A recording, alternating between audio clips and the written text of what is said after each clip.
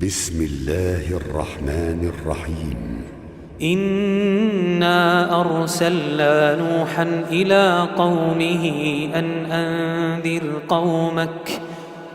أنذر قومك من قبل أن يأتيهم عذاب أليم. قال يا قوم إني لكم نذير مبين أن اعبدوا الله واتقوه وأطيعون يغفر لكم من ذنوبكم ويؤخركم إلى أجل مسمى إن أجل الله إذا جاء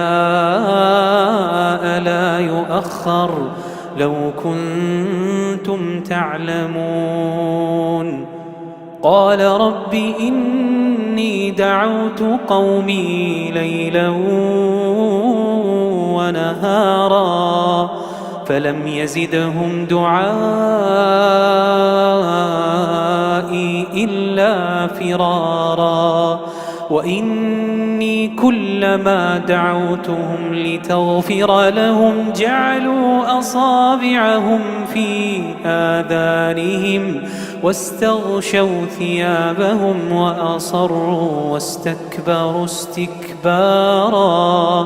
ثم إني دعوتهم جهارا ثم إني أعلنت لهم وأسررت لهم إسرارا ثم إني أعلنت لهم وأسررت لهم إسرارا فقلت استغفروا ربكم إنه كان غفارا يرسل السماء عليكم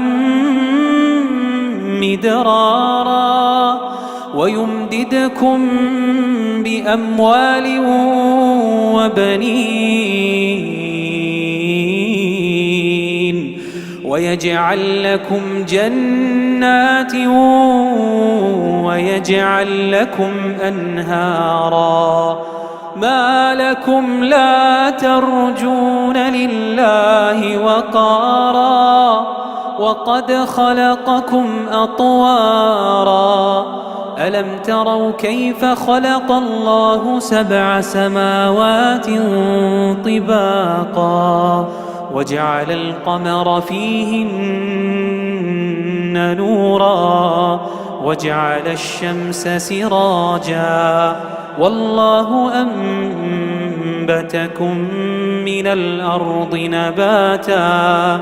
ثم يعيدكم فيها ويخرجكم إخراجا والله جعل لكم الأرض بساطا لتسلكوا منها سبلا فجاجا. قال نوح رب إنهم عصوني واتبعوا من لم يزده ماله وولده إلا خسارا ومكروا مكرا كبارا وقالوا لا تذرن آلهتكم ولا تذرن ودا ولا سواعا ولا يغوث ويعوق ونسرا وقد أضلوا كثيرا ولا تزد الظالمين إلا ضلالا مما خطيئاتهم أغرقوا فأدخلوا نارا فلم يجدوا لهم من دون الله أنصارا وقال نوح رب لا تذر على الأرض من الكافرين ديارا إنك إن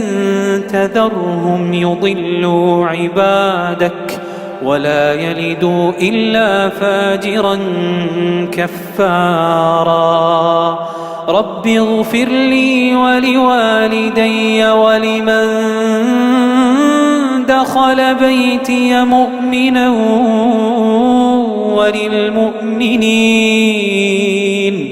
وللمؤمنين والمؤمنات